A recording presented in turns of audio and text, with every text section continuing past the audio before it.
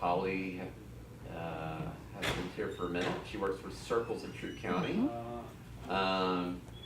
and also works at the Center for Mindful Exploration. She graduated a couple of years ago from LaGrange College's program on clinical mental health. Clinical mental health.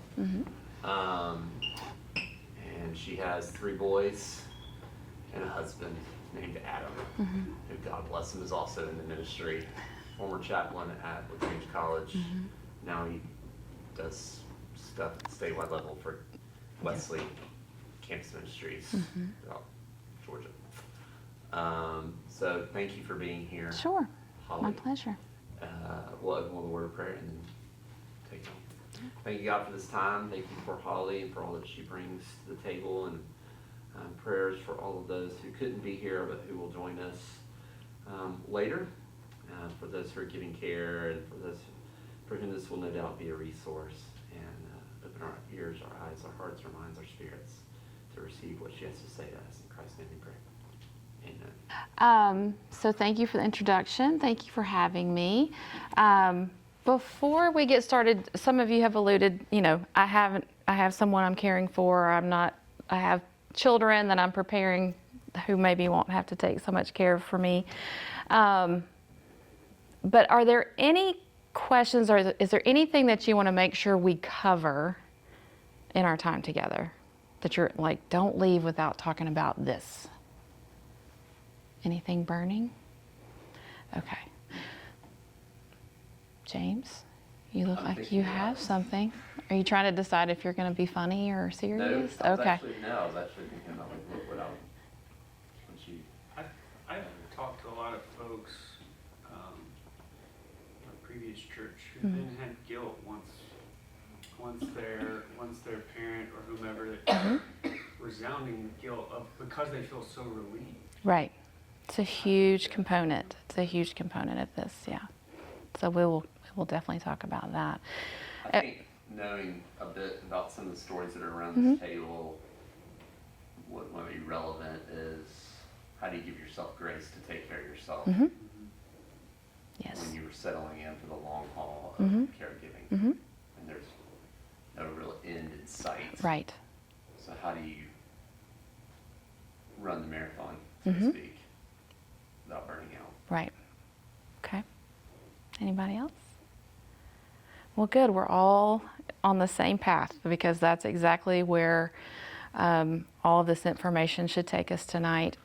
Caregiving is one of those things where sometimes it's short term, and you know that there's an end to it, right? If someone in your house has surgery, and then you're going to care for them while they recover for a little bit of time. But sometimes it is ongoing. Sometimes it's lifelong if you've got a child that you're the primary caregiver for. And that's a lot of burden, truthfully. I mean, it's hard, it's difficult. And it is a marathon. Caregiver stress is very real.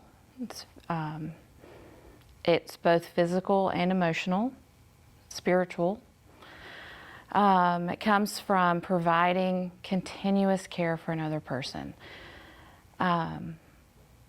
It can cause physical problems for the caregiver as well. So it's just something to be aware of.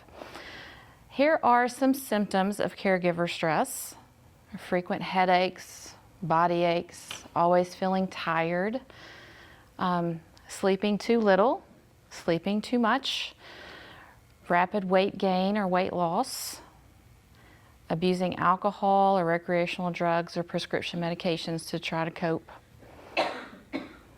There are some emotional signs of caregiver stress: moodiness. You could be easily angered or irritated, persistent sadness or hopelessness, lack of interest in previously enjoyed activities, feelings of loneliness or isolation from other people. That sounds a lot like depression. So if you have had any depressive episodes in your life, if you recognize some of that showing back up, that may be time to, speak to somebody.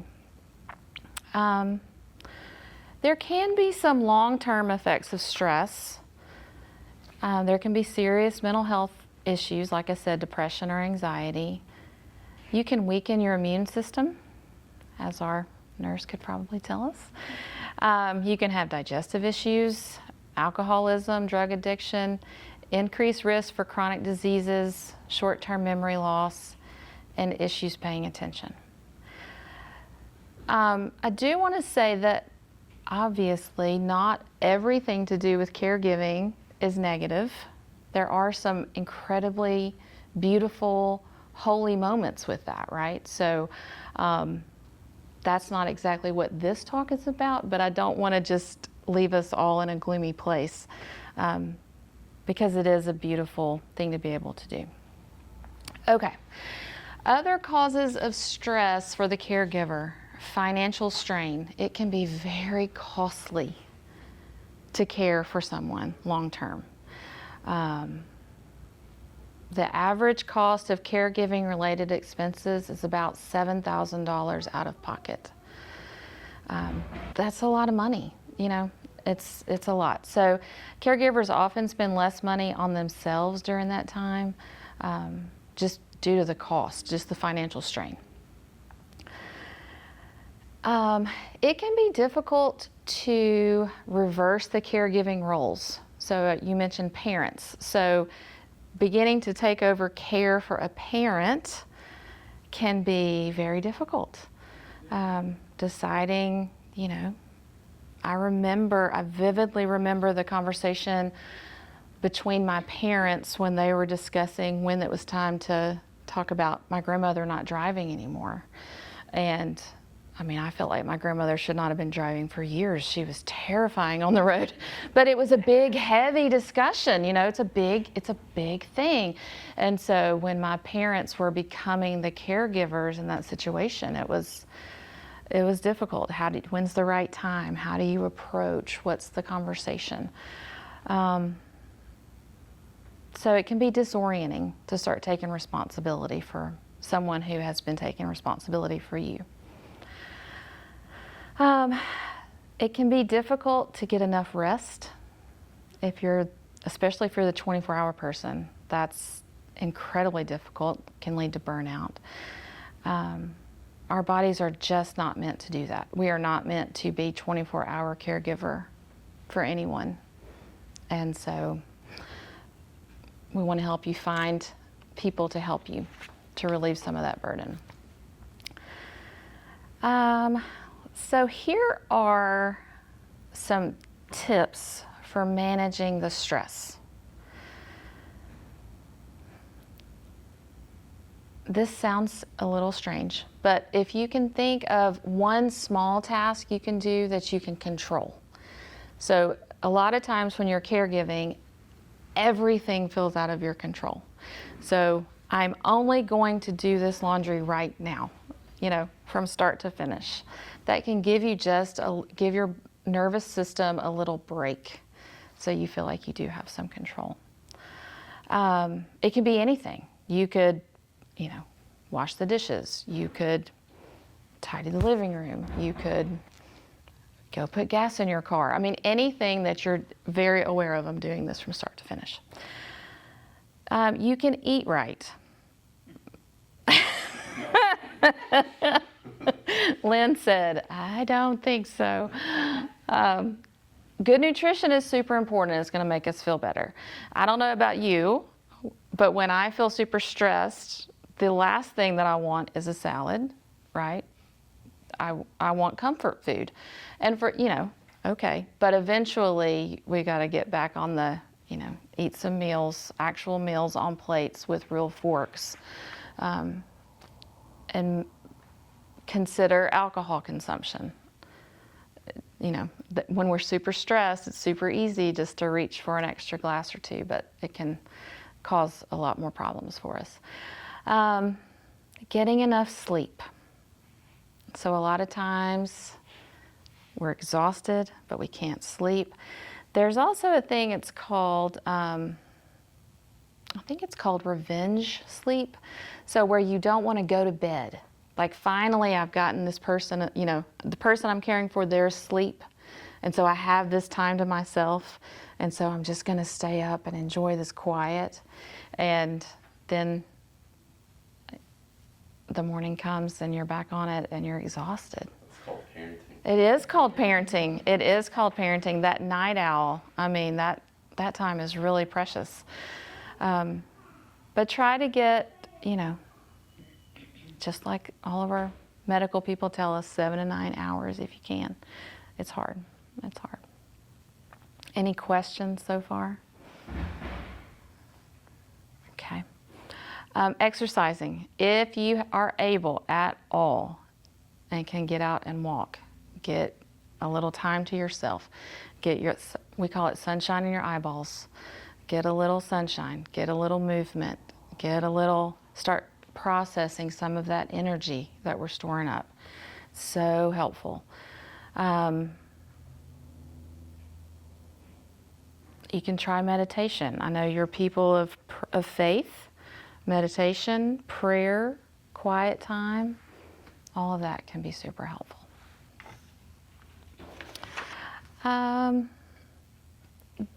This article I was reading talked about coloring. So taking a little time to do something creative. Everybody's smiling. Everybody loves the idea of coloring. I should have brought you some coloring sheets. I actually did that, Did you? Tell me. just like in the middle of the night. Mm-hmm. I don't sleep a lot Mhm. regularly, but during that time, it was like, okay, this can occupy me for Mm-hmm. while I'm sitting there. Yeah. It activates a different part of your brain. It just calms everything down. The great thing about coloring books, I mean, you can take them, they're cheap, they're portable. You can move them room to room. It's a great stress reducer. This one can be difficult to find. A healthy dose of laughter. So it can be really hard to lighten the mood and laugh when most things are not super funny right now. I remember, during COVID, I remember thinking, when are things going to be funny again? Like nothing feels funny right now. But it's sort of like that. It's like if we can find things that make us laugh, Facebook Reels, TikTok, whatever, anything that just really makes a comedian, stand up, anything that makes you laugh. Call James, he'll tell you a good joke. Do have a stack of dad jokes. Yes, yes, Our kitchen. it's so good. Get social. So spending some time with your people, family, friends. You can put some of these together. A walk with a friend, a walk to dinner downtown with a friend. Just being with people can help you remember that you're more than just a caregiver, right? If you take on this role, it doesn't mean that's the only thing you are, right? It doesn't have to be your full identity. And I think a lot of times we feel the burden of that and we take all that on.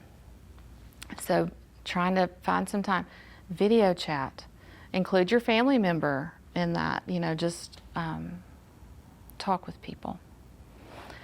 You can start journaling.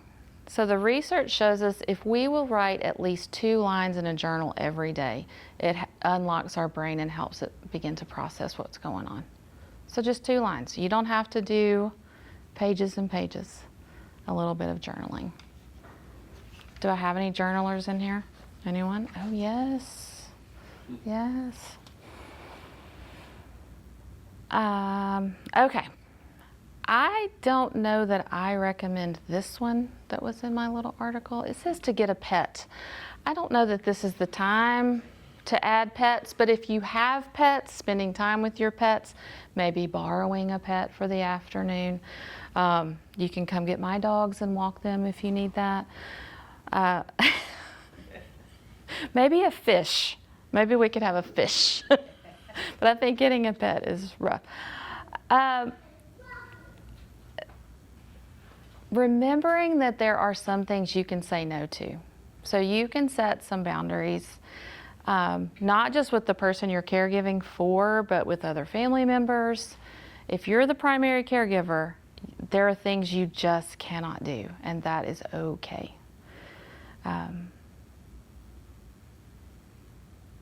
Because you're also the priority. Because if you burn completely out, we're all in trouble. Reclaim your identity. So spend some time doing the things that you like to do.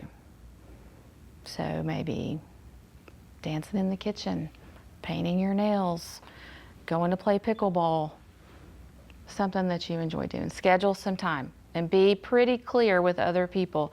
This is my time. I've got to go. I have to have the respite time.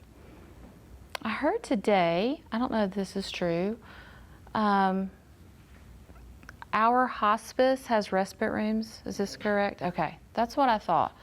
So you can, if you need, you can reserve the respite room if you're going on vacation or need some time, and care can be provided for your loved one there.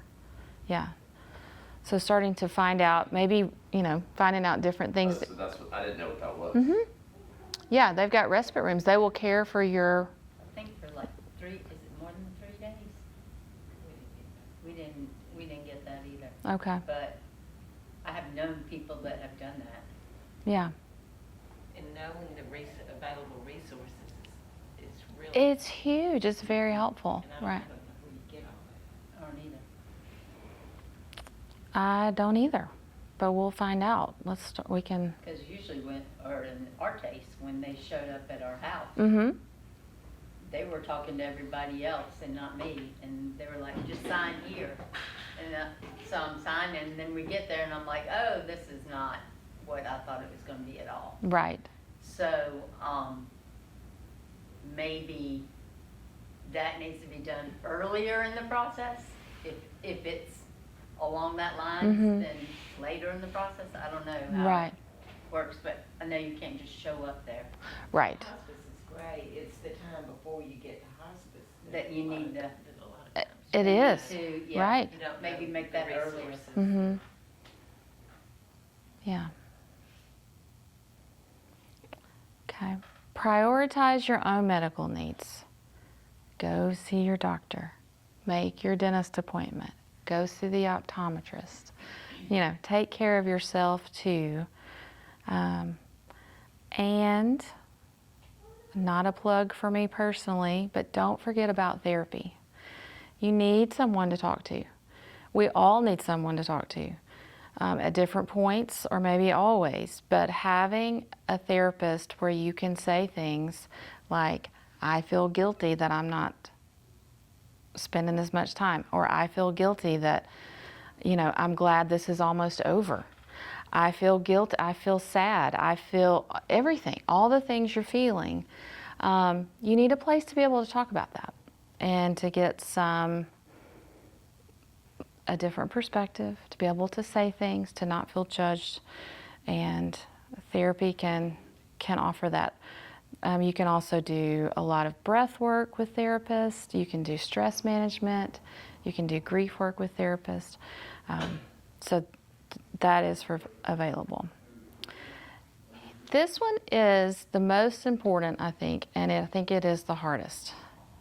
Ask for and accept help. It is very difficult to say, do you know what would help? If you would come by and scrub the toilets, right? But honestly, that would be very helpful. It is very hard to say that. But if you will say things like that, what I hear people say all the time is, give me a call if you need me, right? Or I'm going to bring you some food, and I'm going to bring you a big casserole. Even though it's just you, I'm going to bring you this casserole, right? It'll be sweet. And then I'm going to bring you a pie and a cake and some cookies and some brownies, right? And we want to do that for people, but really what might be more helpful is, let me come to, can I come over tomorrow and do a load of laundry? Can I bring you 2 pieces of chicken and a baked potato? That sort of thing can be a lot more helpful. And then accepting the help when it shows up. Yes, you can run the vacuum cleaner. That would be great. Yes, you can sit in here for 15 minutes while I go check my roses in the backyard. be specific. Don't be afraid to do that, because the people who are showing up do want to help, but they really don't know what to do. They haven't usually been in that space yet and don't have any idea of what gaps are there. And so help them fill those. So it's pretty ironic that those of us who spend time caring for people have a really hard time accepting help. Helpers are the worst about accepting help. They don't want to do it, right? One thing that can be super helpful is making a to-do list. So these are things that would be great if anybody wanted to do them. Walk the dog, mow the grass, take the trash to the street. Like, go ahead and be pretty specific. These are all the things I need to do today. And then if somebody comes in, you can be like, here's the list. What could you do? Super helpful for people. Okay, so that was a long list. Was any of that new information or anything stand out? I keep looking at Lynn. Lynn and I keep making eye contact. As you know, I mean, it is hard to ask for help. Mm-hmm. Yeah, it is. Because you feel like in my case, I felt like I was letting him down. Mm-hmm. It's like I should be able to do all these things that I've been doing my whole life. Right. But, yeah, that's the hardest thing. And it's still hard for me to ask for help. Yeah. So, but, I don't know. I'm more of a person that likes to help other people Mm-hmm. Yeah. getting help. What were you going to say? Oh, I like the idea of keeping a small task list, Mhm. because I have family would come and visit, Mhm. but then I would never ask them to do Right. anything. So if there's a little list, Mm-hmm. they can see, they might rather do that anyway than Right. sit there and Well, and they may be able to choose. They don't have to do the whole list. But yes, I can change the light bulb. task. Let me change that light bulb in your closet. I'm happy to do that. Yeah. We're on the reverse side, like most of us would be willing to help others. And so being specific about what we could help with, right? Mm-hmm. Yeah. I will come by, Mm-hmm. let me come by and do laundry, or let me come Mhm. by and walk the dog, let me Mhm. give you 15 minutes instead of if you need me, call me. Sort of. Right. I think what I struggle with is normalizing some of the feelings that you experience. The guilt is Mhm. real. I've seen that in my pastoral care. I've experienced it myself. Mm-hmm. The relief that something might be over.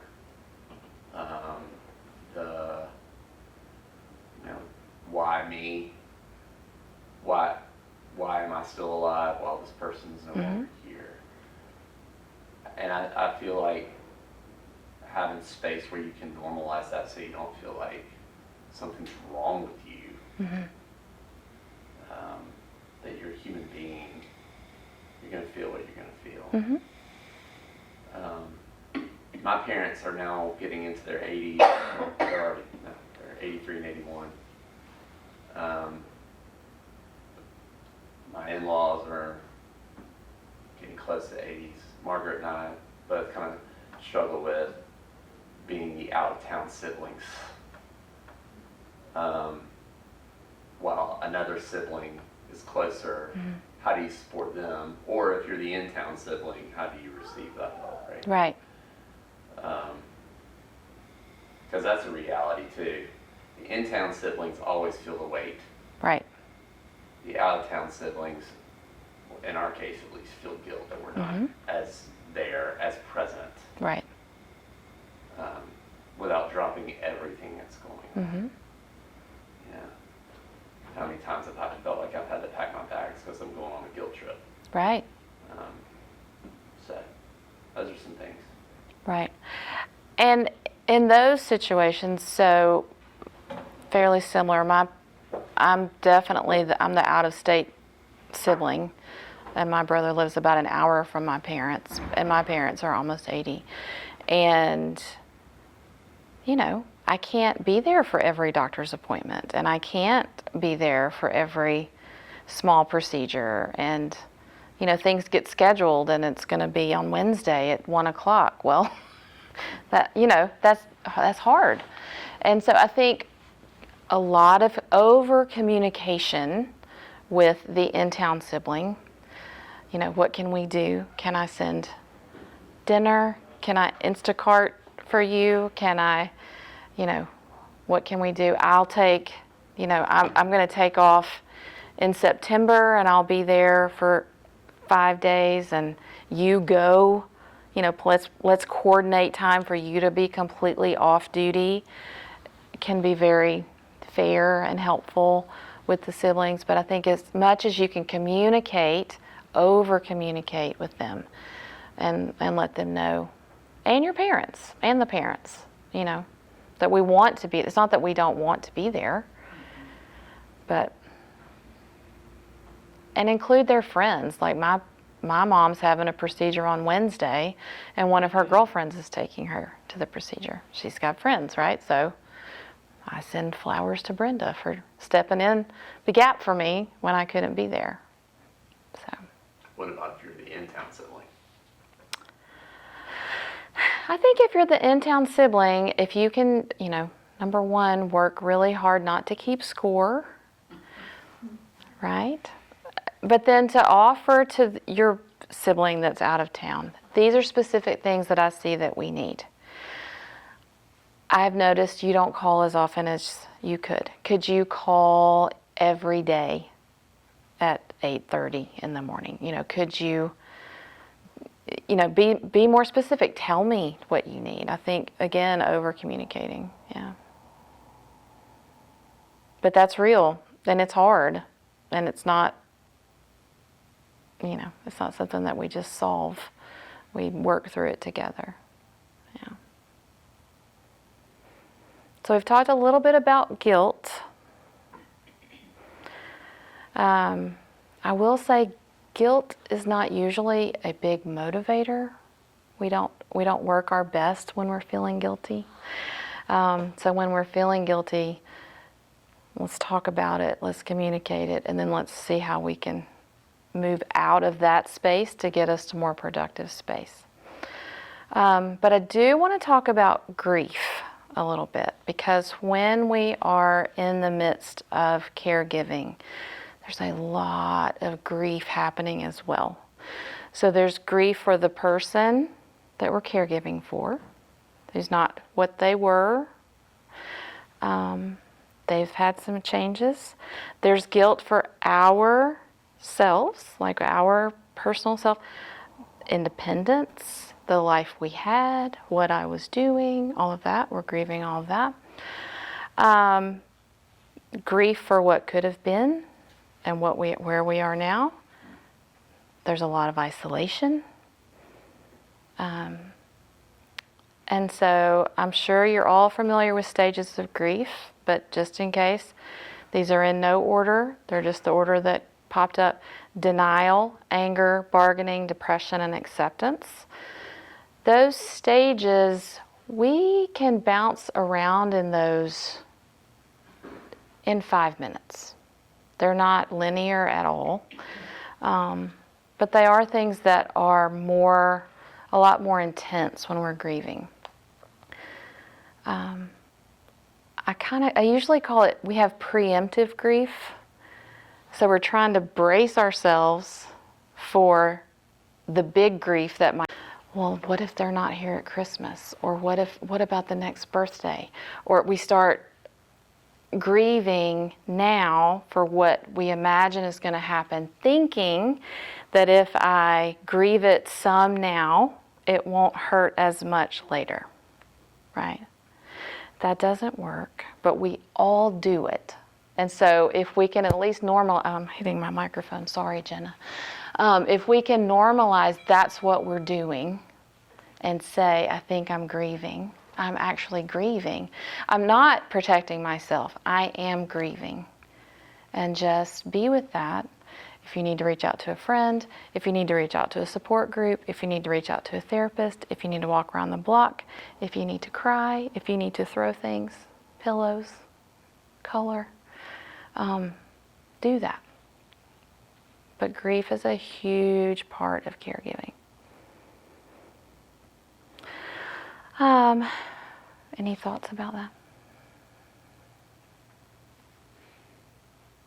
It's hard. It's hard. It's hard when it's drawn out, right? It is. It's hard when it's short too, but it is hard when it's drawn out. Mm-hmm. And you start to feel like, okay, well, I don't have time to be sad today because somebody's got to, make dinner. And it feels like I've already told all my friends that I'm sad. I've already talked about this before. Why do I keep bringing this up?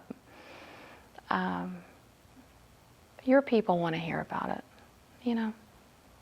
They're okay. You're not a burden to them because they're your people.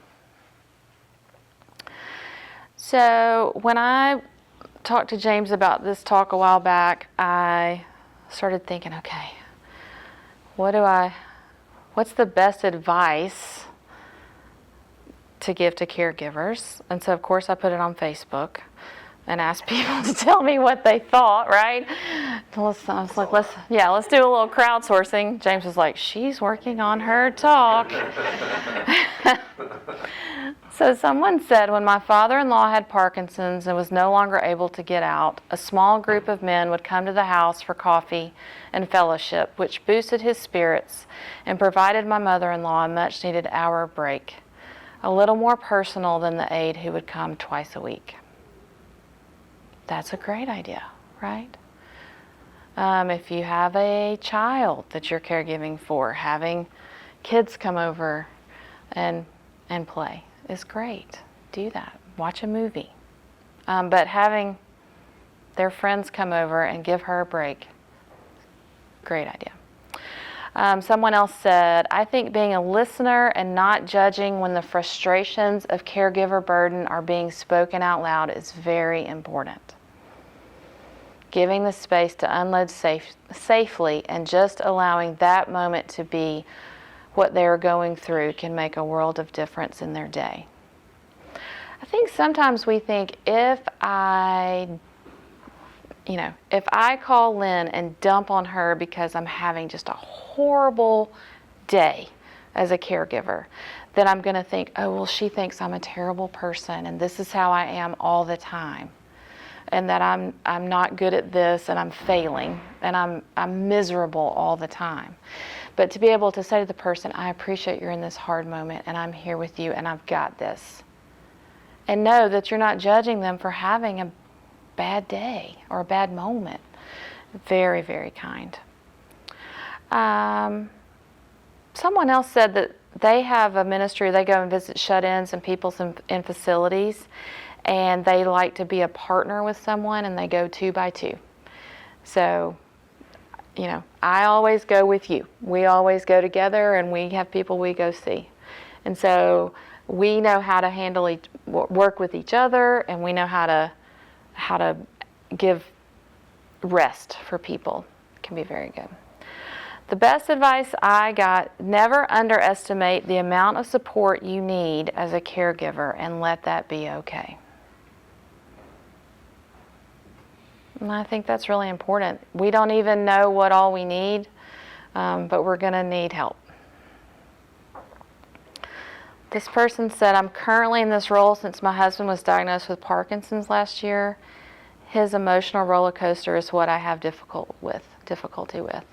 So she's struggling, right? She's having trouble with the roller coaster. And, she needs help. I'm the caregiver now as much as I can be. I'm in a wheelchair, so that makes it hard. Visitors are extremely helpful for the mental emotional state. Meals and food are a wonderful thing. A wonderful pastoral couple and family make a huge difference. I often visit I often volunteer to visit and tell the caregiver to do whatever they need to get out. I've also volunteered to drive to appointments, and I have been told that gives the caregivers time to themselves. Help support the caregiver mentally and physically. Help with light housework and visiting. Yeah. I think setting up a schedule, if you've got if you go visit somebody on a regular schedule so the caregiver can plan on that, can be super important. Okay. So while we've been talking, have there been any other ideas that you can think of that you would add to the caregiver role or caring for your people who are caregiving? Might be good to talk to somebody else that's caregiving at the same time, Mm-hmm. and then you can get your frustrations out. Yes. Or they may be doing something that you hadn't thought about Mm-hmm. that might help. Yeah, have a caregiver buddy. Yeah, that's a great one. Mm-hmm. I think support groups for caregivers can be super important, but like we were saying, we probably have people here tonight who would come, but they're giving care, right? And so that can be difficult. So having maybe a virtual meeting, a virtual caregiver meeting could be helpful. Almost like I could see the wheels turning. I like it. I like it. I've seen out of town siblings Mhm. manage finances while Mhm. in town does the day-to-day, Well, that's a good idea. so that mail is forwarded and then all that's taken care of by one sibling and Mhm. the in-town sibling, that's the least of their worries. That's a great idea. Mm-hmm. I do think it's important, especially if you have a lot of in-town siblings, Mm-hmm. that they get on a thing to where they all work together for the betterment, Mm-hmm. whether it be a calendar, like we had a calendar, and everybody knew when they were supposed to be there and all that kind of stuff. Right. You could switch it around if you needed to, but at least if you had something going on, like a meeting, you Mhm. knew that somebody was there. Right. So, but, yeah, I think there's a lot of survival guilt, even when it's not your, I don't know. We have a lot of history in my family with death and weird stuff, so Mhm. it's like you always wonder why this or that, like James was saying. And sometimes caregiving can be your motivation to, this is why I was, This is why that weird thing happened, so that I could be here now. yeah, or, you know, this set me up for being able to do something positive for somebody. Mm. But I tell a lot of people, I forget this is on virtual, isn't it? When my brother died, my sister and I were both in college, and my parents hadn't been here very long. But my mom would go to Kroger in the middle of the night because they were always stocking the shelves, the music was loud, it was always happy. So when she couldn't sleep or something, you know, they would do that kind of stuff. Where my dad was more in the mindset of do this. So they worked good together, but people think that's so funny, but every time I go to the grocery store at night, I think of that. Mm-hmm. And anytime I have a hard time, I always go to a place where there's a lot of people. Whether I want to talk to them or not, it's just you see people, and you see people that are in worse conditions than what you're doing, and I don't know, it's just something. Of course, I've worked with people all day, so it's, I don't know, if you get out of bed and you put your clothes on, then it's going to be positive. Right. Well, so you have found a way, and your mom modeled that for you. Mm-hmm. When I'm stressed, when I'm having a difficult time, I know this makes me feel better. Right. So I'm going to go do that thing to make me feel better. and honor that. Yeah. That in itself is huge, Yeah. right? That's somebody eat a lot of candy, Okay, which is hard. okay. I need to stop sometimes, but, no, I think just finding something that gives you peace. Right. That reminds know- you that you're still a person, right? That you're still here and you still have things to do. Yes. Yeah. So if I'm lucky enough to get to see the big man upstairs, I got a lot of questions. But He can handle it. at the same time, you have to continue to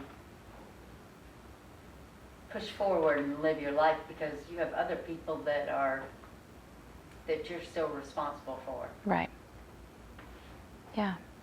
There's for Does those that of make you- any sense? Oh, yeah. Yes, Yeah. it's great. I think, as a person, I visited them today, a couple, I won't say their names, if you're deacons, you're gonna pick up pretty fast on who it is, but the husband goes to visit his wife, but she's at a different facility. Mhm. She's in memory care. Mhm. He's there with her from approximately 9 a.m. to 3 p.m. every day. Mm. And then he gets a ride from usually a church member Mhm. back to where he lives. He takes a nap, and then he goes and sees his people. Mhm. And that's just what he has to do. That's what he has to do. And it doesn't mean he absolutely would give anything for his stuff. Mhm. But he also has to figure out a way to take care of himself. Right. I think there's this notion that when we're caregiving, and I'm sure Jacob does too, we know this all too well, that we feel like we're supposed to be, and we all know this, it's just kind of part of the job for us, but we're supposed to be this sacrificial lamb and give everything, put everybody else first. Dot, dot, dot. And then if you don't do that, you feel terrible. And it's only magnified when it's family. Mhm. And I'm not saying that you just got to take care of yourself and pawn them off on others, but I think, don't do that. But normalize, like I said earlier, normalize. How do we normalize that we can't be there, like you said, 24/7, 365? No, you will burn We have out. to take care of ourselves, because if we don't fill our cup, then it's never gonna. We're always gonna be working out of an empty vessel. Mhm. Um, And then you can't help anybody, right? Like James said, so we have 3 boys, and I remember, you bring that little tiny baby home and you look at it. My oldest turned blue once in the hospital, and I was like, well, we're never sleeping, right? So I'm just going to stay up, and I'm just going to look at this baby to make sure he breathes, because if I don't look at him, he's not going to breathe, right? Well, I can't do that. You can stay up, I don't know the maximum number of hours, but you can stay awake before you go to psychosis, but you have to take care of yourself. On the airplane, they tell you if the oxygen mask comes down, you've got to take care of yourself first before even your child. And they have to tell you that because it's not your instinct, right? Our instinct is to take care of the other person. But if I can't take care of myself, I can't get this kid to safety, right? I can't get this person to safety. And so our role as caregiver, we have to also take care of ourselves, honestly, first, because we're not going to be able to provide the care that we want to give if we don't take care of ourselves. And so asking for the help, accepting the help, and knowing it is not forever. And that's okay. And supporting each other along the way.